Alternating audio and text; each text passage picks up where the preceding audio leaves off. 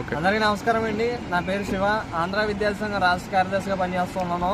మరి ఈరోజు ఏదైతే ఉన్నదో తణుకుపట్నం నుంచి రావులపాలెం, రాజమండ్రి, ఇటు భీమవరం వైపు నుంచి కొన్ని వందల మంది విద్యార్థులు మన తణుకుపట్నానికి విద్య కోసం ప్రయాణం చేస్తూ ఉన్నారు. మరి తణుకు డిపోలో నుంచి దగ్గర 500, 700 పాసులు కూడా మంజూరు చేసిన డిపో మేనేజర్ గారు మరి విద్యార్థులు ప్రయాణించడానికి సరైన బస్సు ఫెసిలిటీ ఎందుకు వీళ్ళు ఇవ్వలేకపోతున్నారని మేము ఆంధ్ర విద్యార్థి సంఘం తరఫున ప్రశ్నిస్తున్నాం. అలాగే ఈరోజు డిఎం గారిని కలిసి వినతి పత్రం అందజేసి ఈ రూట్లో ఏదైతే ఉన్నదో విద్యార్థులు ఎవరైతే ప్రయాణం చేస్తున్న రూట్లు ఎక్కువగా ఏదైతే ఉన్నదో ఆ రూట్లో ప్రత్యేక బడి బస్సును వెంటనే ప్రొవైడ్ చేయాలి, వీళ్ళకి వెంటనే ప్రత్యేక బడి బస్సు శాంక్షన్ చేయాలని ఆంధ్ర విద్యార్థి సంఘం తరఫున డిమాండ్ చేస్తున్నాం.